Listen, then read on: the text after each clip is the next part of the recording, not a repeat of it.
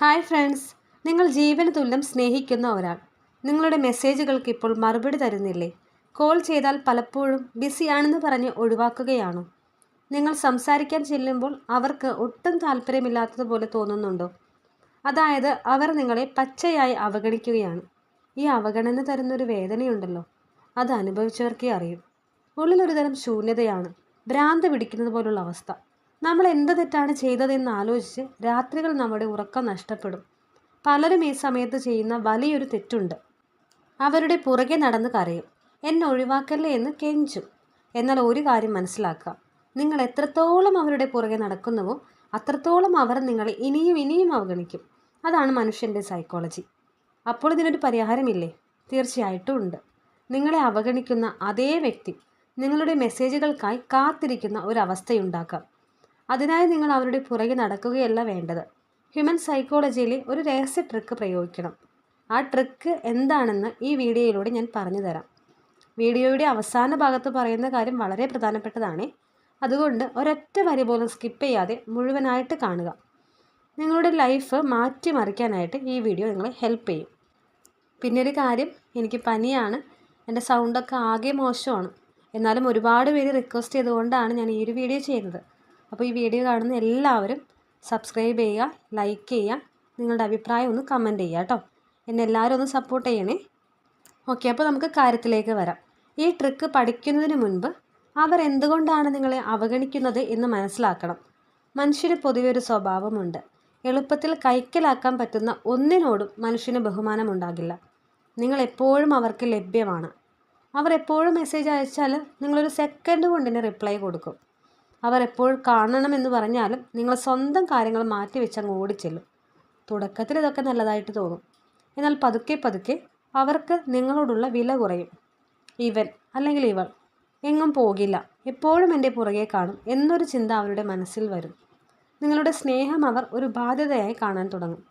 അതുകൊണ്ടാണ് അവർ നിങ്ങളെ മൈൻഡ് ചെയ്യാതിരിക്കുന്നത്. നിങ്ങൾ അവരെ നിങ്ങളുടെ ജീവിതത്തിൻ്റെ കേന്ദ്രബിന്ദുവാക്കി മാറ്റി. സ്വന്തം സന്തോഷവും സമാധാനവും അവരുടെ കൈകളിൽ കൊടുത്തു. ഇതാണ് നിങ്ങൾ വരുത്തിയ ഒന്നാമത്തെ പിഴവ്. നിങ്ങളുടെ ഈ ഭാവമാണ് അവരെ നിങ്ങളിൽ നിന്ന് അകറ്റുന്നത്. ഈ അവസ്ഥ മാറ്റിയെടുക്കാൻ നമ്മൾ തയ്യാറാകണം. ഇനി നമ്മൾ കളി മാറ്റാൻ പോവുകയാണ്. ഇതിൻ്റെ ഒന്നാമത്തെ പടിയാണ് റൂൾ ഓഫ് സൈലൻസ്. നിങ്ങളെ ഒരാൾ അവഗണിക്കാൻ തുടങ്ങിയാൽ പിന്നെ അവരോട് പരാതി പറയാൻ നിൽക്കരുത്. നീ എന്താണ് എന്നെ വിളിക്കാഞ്ഞേ എന്ന് ചോദിക്കാൻ നിൽക്കരുത്. നിനക്ക് ഇപ്പോൾ എന്നെ വേണ്ടേ എന്ന് പറഞ്ഞ് വഴക്കിടാൻ നിൽക്കരുത്. പകരം നിങ്ങൾ പൂർണ്ണമായും നിശബ്ദനാകുക. അങ്ങോട്ട് മെസ്സേജ് അയക്കുന്നത് പൂർണ്ണമായിട്ട് നിർത്തുക. അവർക്കിനി കോളുകൾ ചെയ്യരുത്. നിങ്ങൾ അവരുടെ ലൈഫിൽ നിന്ന് പെട്ടെന്ന് അപ്രത്യക്ഷമായതുപോലെ പെരുമാറുക. ഇത് കേൾക്കുമ്പോൾ നിങ്ങൾക്ക് ആദ്യം പേടി തോന്നും അല്ലേ? ഞാൻ മിണ്ടാതിരുന്നാൽ അവർ എന്നെ എന്നേക്കുമായിട്ട് മറന്നു പോകുമോ, അല്ലെങ്കിൽ എന്നേക്കുമായിട്ട് അവരെ എനിക്ക് നഷ്ടമാകുമോ എന്നൊക്കെ ഇപ്പോൾ ചിന്തിക്കുന്നുണ്ടാവും. എന്നാൽ സൈക്കോളജി പറയുന്നത് മറ്റൊന്നാണ്. നിങ്ങൾ എപ്പോഴും പുറകെ നടന്നിരുന്ന ആ അവസ്ഥയിൽ നിന്ന് പെട്ടെന്ന് മാറുമ്പോൾ അവരുടെ മനസ്സാകെ അസ്വസ്ഥമാകും. അവർ നിങ്ങളെപ്പറ്റി ചിന്തിക്കാൻ തുടങ്ങും. ഇയാൾക്കിത് എന്തു പറ്റി? എന്തുകൊണ്ടാണ് എന്നെ വിളിക്കാഞ്ഞത്? ഇയാൾക്കിനി വേറെ ആരെങ്കിലും കൂട്ടായി കിട്ടിയോ? ഈ ചോദ്യങ്ങൾ അവരുടെ മനസ്സിൽ ക്യൂരിയോസിറ്റി ഉണ്ടാക്കും. ഒരു മനുഷ്യൻ നമ്മളെക്കുറിച്ച് ചിന്തിക്കാൻ തുടങ്ങുന്ന നിമിഷം അവൻ പതുക്കെ നമ്മളിലേക്ക് തിരിച്ചു വരാൻ തുടങ്ങും. അതുകൊണ്ട് അങ്ങോട്ട് ചെന്ന് ശല്യം ചെയ്യുന്നത് പൂർണ്ണമായിട്ടും നിർത്തുക. നിങ്ങളുടെ നിശബ്ദത അവർക്കൊരു ചോദ്യചിഹ്നമായി മാറട്ടെ. സാമ്പത്തിക ശാസ്ത്രത്തിൽ ഒരു നിയമമുണ്ട്, ലഭ്യത കുറയുമ്പോൾ വില കൂടും. ഇത് മനുഷ്യബന്ധങ്ങളിലും കറക്റ്റാണ്. നിങ്ങൾ എപ്പോഴും ഫ്രീ ആണെന്ന ലുക്ക് അങ്ങോട്ട് മാറ്റുക. ഒരു പക്ഷേ അവർ ഒരുപാട് സമയത്തിന് ശേഷം നിങ്ങൾക്ക് ഒരു മെസ്സേജ് അയച്ചു എന്ന് വിചാരിക്കുക. ഉടനെ തന്നെ ചാടി വീണ് റിപ്ലൈ കൊടുക്കരുത്. കുറച്ച് സമയം വെയിറ്റ് ചെയ്യുക. 1 മണിക്കൂറോ 2 മണിക്കൂറോ കഴിഞ്ഞിട്ട് മാത്രം മറുപടി നൽകുക.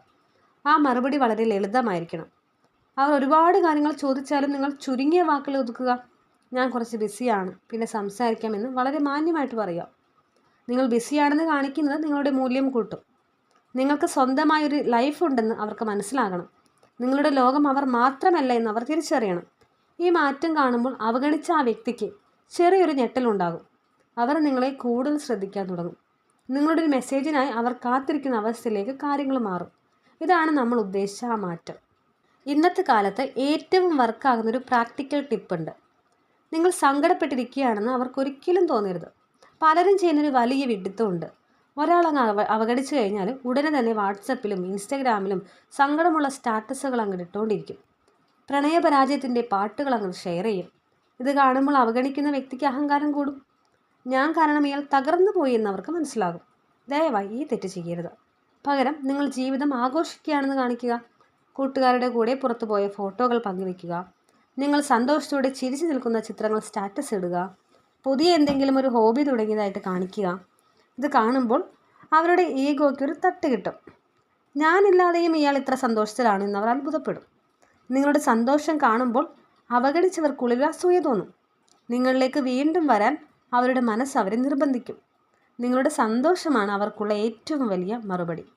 ഈ ട്രിക്കുകളൊക്കെ ചെയ്യുമ്പോൾ നിങ്ങളുടെ ഉള്ളിലൊരു നല്ല ദൃഢത വേണം കേട്ടോ. മനസ്സിലൊരു കട്ടി വേണം.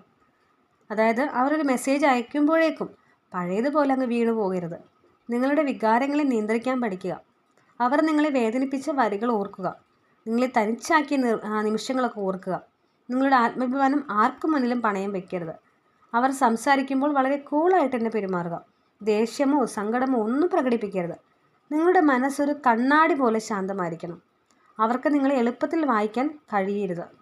ഒരു മനുഷ്യനെ ഏറ്റവും കൂടുതൽ ഭ്രാന്ത് പിടിപ്പിക്കുന്നത് എന്താണെന്നറിയോ? മറ്റേ വ്യക്തിയുടെ മനസ്സിൽ എന്താണെന്ന് മനസ്സിലാക്കാൻ പറ്റാത്ത ആ ഒരു അവസ്ഥ. ആ അവസ്ഥ നിങ്ങൾ അവർക്ക് ഉണ്ടാക്കി കൊടുക്കുക. ഇനി നിങ്ങളുടെ ലൈഫ് മാറ്റാനുള്ള ഏറ്റവും പ്രധാനപ്പെട്ട വഴി ഇതാണ്. അവരെക്കുറിച്ച് ചിന്തിക്കാൻ കളയുന്ന സമയം നിങ്ങളുടെ കരിയറിനായി ഉപയോഗിക്കുക. നന്നായി പഠിക്കുക, അല്ലെങ്കിൽ നിങ്ങളുടെ ജോലിയിൽ ശ്രദ്ധിക്കുക, സാമ്പത്തികമായി ഉയരാൻ ശ്രമിക്കുക, നിങ്ങളുടെ ലുക്കിൽ മാറ്റങ്ങൾ വരുത്തുക, നല്ല വസ്ത്രങ്ങൾ ധരിക്കുക, ഫിറ്റ്നസ് ശ്രദ്ധിക്കുക. നിങ്ങൾ കൂടുതൽ സുന്ദരനോ സുന്ദരിയായി മാറുക. നിങ്ങൾ ഉയർന്ന നിലയിൽ എത്തുമ്പോൾ നിങ്ങളെ അവഗണിച്ചവർ ദൂരെ നിന്ന് നോക്കി പശ്ചാത്തപിക്കും. അയ്യോ, ഇത്രയും നല്ലൊരു വ്യക്തിയെയാണല്ലോ ഞാൻ ഒഴിവാക്കിയതെന്ന് അവർ ചിന്തിക്കാൻ തുടങ്ങും. അതാണ് നിങ്ങൾ അവർക്ക് കൊടുക്കേണ്ട ഏറ്റവും വലിയ മറുപടി.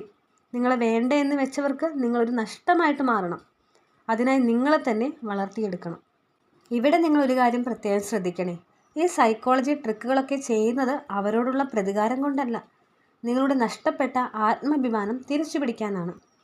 ഈ ട്രിക്കുകൾ ചെയ്തതിന് ശേഷവും അവർ നിങ്ങളെ മാനിക്കുന്നില്ലെങ്കിൽ, ഇനിയും നിങ്ങളെ വില കുറച്ചാണ് കാണുന്നതെങ്കിൽ ഒരു കാര്യം മനസ്സിലാക്കുക. അവർ നിങ്ങളുടെ ലൈഫിന് അനുയോജ്യമായിട്ടുള്ള വ്യക്തിയല്ല. അങ്ങനെയുള്ളവരെ അവിടെ തന്നെ ഉപേക്ഷിക്കുക. നിങ്ങളുടെ വില അറിയാത്തവരുടെ കൂടെ എത്ര കാലം ജീവിച്ചിട്ടും ഒരു കാര്യവുമില്ല.